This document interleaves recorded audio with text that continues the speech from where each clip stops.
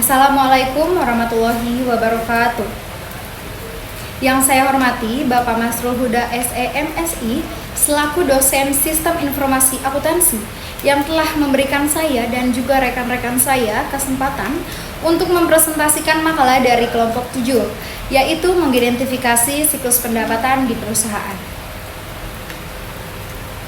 Namun sebelum itu, izinkan saya memperkenalkan diri. Nama saya Tiara Putri Destiawati dengan akhiran NIM 038 selaku MC, dan tentunya saya ditemani rekan-rekan saya yaitu Hanifah dengan akhiran NIM 078, Syauki Habatullah Azakni dengan akhiran NIM 104, Orija Sativa dengan akhiran NIM 112. Oke, baik, langsung saja kita beralih ke pemaparan materi yang akan disampaikan oleh rekan saya, yaitu Hanifah. Saya persilahkan. Definisi Sistem Informasi Akuntansi. Sistem Informasi Akuntansi, menurut Stephen A. Moskow, adalah suatu komponen organisasi yang mengumpulkan, menggolongkan, mengolah, menganalisis, dan mengkomunikasikan informasi keuangan yang relevan untuk pengambilan keputusan kepada pihak-pihak luar, seperti inspeksi pajak, investor, dan kreditur, dan pihak-pihak dalam, terutama pihak manajemen. Fungsi utama sistem informasi akuntansi adalah memproses transaksi keuangan dan non-keuangan yang berpengaruh langsung terhadap proses transaksi keuangan. Selanjutnya ada definisi siklus pendapatan. Menurut Romney dan Steinberg, siklus pendapatan adalah rangkaian aktivitas bisnis dan kegiatan pemrosesan informasi terkait yang terus berulang dengan menyediakan barang atau jasa ke para pelanggan dan menagih kas sebagai pembayaran dari penjualan tersebut. Penjelasan definisi.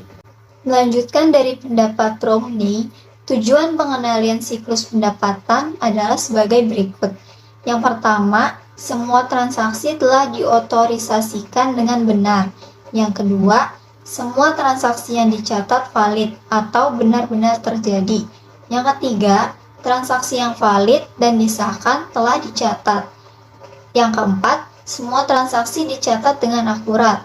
Yang kelima, aset seperti kas, persediaan, dan data dijaga dari kehilangan ataupun pencurian. Dan yang terakhir, aktivitas bisnis dilaksanakan secara efisien dan efektif. Sekian penjelasan dari saya. Materi selanjutnya akan dilanjutkan oleh rekan saya, Orija Sativa. Selanjutnya ada tujuan pembahasan. Pembahasan tentang siklus pendapatan dalam konteks bisnis atau akuntansi memiliki beberapa tujuan utama. Yang pertama, pemahaman proses bisnis. Yang kedua, pengelolaan keuangan. Yang ketiga, kepatuhan perpajakan dan akuntansi. Yang keempat, pengambilan keputusan strategis. Yang kelima, pengendalian dan keamanan. Yang keenam, analisis kinerja. Yang ketujuh, komunikasi dan pelaporan. Yang kedelapan, efisiensi dan operasional. Dengan pemahaman yang baik tentang siklus pendapatan, perusahaan dapat menjalankan operasi keuangan mereka dengan lebih baik, mengambil keputusan yang lebih tepat, dan mencapai pertumbuhan yang berkelanjutan. Oleh karena itu, pembahasan siklus pendapatan adalah bagian penting dari manajemen keuangan dan akuntansi perusahaan. Selanjutnya, ada target atau outcome. Target atau outcome dari siklus pendapatan adalah mencapai hasil atau tujuan tertentu yang telah ditetapkan oleh perusahaan. Target-target ini dapat bervariasi, tergantung pada sasaran bisnis dan strategi perusahaan. Tetapi umumnya termasuk dalam beberapa kategori utama, seperti berikut ini. Yang pertama, pendapatan yang maksimal. Kedua, pengembangan investasi atau ROI yang tinggi. Yang ketiga, peningkatan pangsa pasar. Yang keempat, peningkatan profitabilitas. Yang kelima, kepuasan pelanggan. Yang keenam, efisiensi operasional. Yang ketujuh, pemahaman pasar. Yang kedelapan, kepatuhan dan transparansi. Yang kesembilan, keberlanjutan bisnis. Dan yang kesepuluh, inovasi dan pertumbuhan jangka panjang. Perusahaan biasanya mengukur pencapaian terhadap target-target ini melalui beberapa metrik kinerja, seperti pendapatan bersih, margin keuntungan, ROI pemasaran, pangsa pasar, kepuasan pelanggan, dan lain sebagainya. Dengan mengelola siklus pendapatan dengan baik, perusahaan dapat lebih mudah mencapai dan memantau pencapaian target-target ini. Sekian materi dari saya, selanjutnya akan dijelaskan oleh Syaki Habatullah. Selanjutnya saya akan menjelaskan mengenai komponen-komponen utama siklus pendapatan perusahaan. Siklus pendapatan perusahaan terdiri dari beberapa komponen atau tahap yang mencakup proses mulai dari pemasaran produk atau layanan hingga penerimaan pembayaran dari pelanggan. Adapun komponen-komponen itu adalah satu, pemasaran dan promosi. Seperti yang kita tahu, pemasaran dan promosi itu sudah pasti dilakukan semua perusahaan dalam menjalankan bisnisnya. Yang kedua ada penjualan dan pemasaran. Aktivitas penjualan mencakup interaksi dengan pelanggan, presentasi produk atau layanan, negosiasi, dan pembuatan penawaran. Tujuannya tentunya untuk mencapai kesepakatan dengan pelanggan dan menghasilkan pesanan. Nomor 3, penawaran dan kontrak. Di dalam perusahaan atau namanya jual beli bisnis tentunya pasti ada penawaran. Penawaran ditawarkan kepada pelanggan berisi rincian produk atau layanan yang ditawarkan, harga, syarat pembayaran, dan persyaratan lainnya. Jika pelanggan menerima penawaran, kontrak atau perjanjian penjualan dibuat untuk menjadi kesepakatan. Nomor 4, mengirim produk atau layanan. Tahap ini melibatkan pemenuhan pesanan dan pengiriman barang atau penyediaan layanan kepada pelanggan. Nomor 5, fakturasi. Faktur dibuat dan dikirimkan kepada pelanggan berdasarkan pesanan atau kontrak yang ada. Faktur ini mencantumkan rincian biaya atau layanan serta tanggal jatuh tempo pembayaran. 6, penagihan dan penerimaan. Perusahaan mengawasi pembayaran dari pelanggan. Pelanggan membayar faktur mereka sesuai dengan persyaratan pembayaran yang telah ditetapkan. Proses ini melibatkan pelacakan pembayaran dan pengelolaan arus kas. Nomor 7, rekonsiliasi dan pelaporan. Setiap transaksi mendapatkan rekonsiliasi dalam sistem akuntansi perusahaan untuk memastikan akurasi catatan keuangan. Laporan pendapatan disiapkan untuk keperluan pelaporan internal dan eksternal seperti laporan keuangan dan pajak. Selanjutnya ada pengelolaan arsip. Dokumen-dokumen terkait pendapatan termasuk faktur, kontrak, dan catatan penjualan disimpan secara teratur untuk tujuan audit dan pelaporan. 9, analisis kinerja dan perbaikan. Data pendapatan dianalisis untuk mengukur kinerja penjualan dan mengidentifikasi peluang perbaikan. Memahami dan mengelola dengan baik siklus pendapatan adalah kunci untuk mencapai tujuan keuangan dan pertumbuhan di perusahaan. Adapun materi terakhir yang saya sampaikan yakni siklus pendapatan di UMKM. Siklus pendapatan di usaha mikro, kecil, dan menengah atau yang biasa kita sebut UMKM memiliki karakteristik yang khusus dan berbeda dengan perusahaan besar. Adapun gambaran umumnya yakni 1, penerimaan pesanan atau kontrak tidak terlalu jauh berbeda. Yang kedua adalah pemenuhan pesanan. Yang 3, faktur kepada pelanggan. Yang keempat adalah penerimaan pembayaran. 5, pencatatan pendapatan. Yang 6, pelaporan keuangan. 7, pengelolaan utang.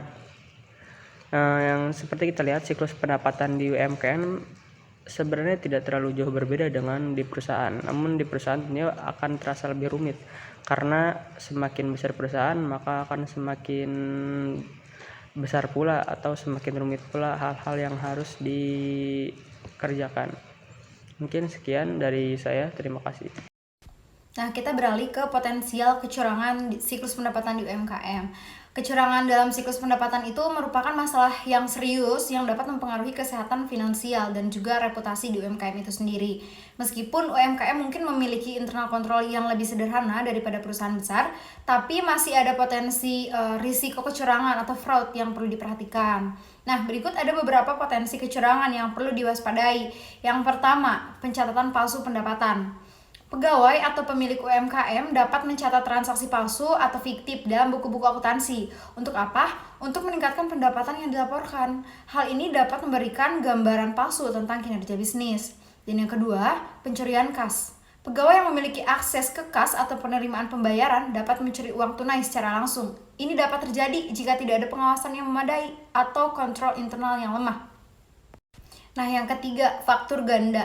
UMKM yang tidak memiliki sistem akuntansi yang baik dapat mengeluarkan faktur ganda kepada pelanggan atau mencatat pendapatan dari penjualan yang sama beberapa kali. Yang keempat, manipulasi diskon atau potongan harga. Terkadang ada pegawai atau pelanggan dapat mencoba memanfaatkan sistem diskon atau potongan harga ini untuk mendapatkan keuntungan yang tidak sah. Yang kelima, penghindaran pajak. Beberapa UMKM mungkin mencoba menghindari pembayaran pajak dengan cara tidak mencatat semua pendapatan yang diterima atau mencatat biaya-biaya palsu untuk mengurangi laba. Yang keenam, penggunaan dalam perusahaan. Karyawan dapat menggunakan aset perusahaan seperti persediaan atau peralatan untuk kepentingan pribadi atau menjualnya tanpa izin gitu. Dan yang ketujuh, manipulasi persediaan. UMKM yang bergerak dalam bisnis barang ataupun apapun itu dapat mencatat stok barang palsu atau mencuri barang dari persediaan untuk dijual secara pribadi. Yang kedelapan, pencurian identitas pelanggan. Pihak yang tidak berwenang dapat menggunakan identitas pelanggan untuk melakukan penipuan atau mencatat penjualan yang tidak sah. Dan yang kesembilan, penyalahgunaan kartu kredit atau pembayaran elektronik. Jika UMKM menerima pembayaran dengan kartu kredit atau metode elektronik, ada potensi risiko penipuan atau penggunaan kartu yang tidak sah. Nah, untuk mencegah potensi kecurangan dalam siklus pendapatan UMKM, penting untuk menerapkan internal control yang memadai, seperti pemisahan tugas, pengawasan, dan audit internal. Selain itu, melakukan pemeriksaan secara berkala dan rekonsiliasi transaksi dan laporan keuangan itu juga sangat penting. Semua pegawai harus memberikan pelatihan tentang etika bisnis dan pentingnya kepatuhan. Selain itu, kerjasama dengan profesional akuntansi atau auditor eksternal itu dapat membantu mendeteksi dan mencegah kecurangan yang lebih lanjut. Nah, di dalam buku Sistem Informasi Akuntansi yang dibuat oleh Zamzami Faiz menyimpulkan bahwa akuntansi adalah ilmu yang mempelajari pengelolaan penyediaan informasi keuangan kuantitatif suatu organisasi dan cara menyampaikannya kepada pihak yang berkepentingan untuk pengambilan keputusan ekonomi. Ini melibatkan sistem yang mengumpulkan, memproses, dan melaporkan informasi yang bermanfaat bagi pengguna. Sistem informasi akuntansi juga berkembang dari metode manual ke komputerisasi dan terakhir menjadi sistem database yang mengintegrasikan data untuk meningkatkan efisiensi dan mengurangi biaya penyajian informasi. Nah, selanjutnya ada buku Sistem Informasi Akuntansi juga dari Rahmawati. Buku ini menyimpulkan bahwa adanya pengertian tentang sistem informasi akuntansi dan prakteknya sekaligus gitu di dalam perusahaan. Buku ini juga menguraikan sistem pengendalian intern perusahaan yang sangat bermanfaat untuk menjaga dan mengamankan aset perusahaan yang disesuaikan dengan transaksi yang terjadi dan perkembangan teknologi informasi saat ini. Oke, baik. Jadi dari hasil pembahasan tentang sistem informasi akuntansi atau siklus pendapatan, di sini saya akan menulis sebuah kesimpulan di mana dokumen yang digunakan dalam sistem informasi akuntansi atas siklus pendapatan yaitu kwitansi, surat tanda terima, formulir, dan faktur-faktur. Selanjutnya, catatan akuntansi yang digunakan dalam sistem informasi akuntansi atau siklus pendapatan adalah buku kas umum, buku kas pembantu, dan buku kas jurnal. Bagian atau fungsi yang terkait dalam sistem informasi akuntansi atau siklus pendapatan adalah bagian calon pelanggan, marketing, finansial, administrasi, dan teknisi.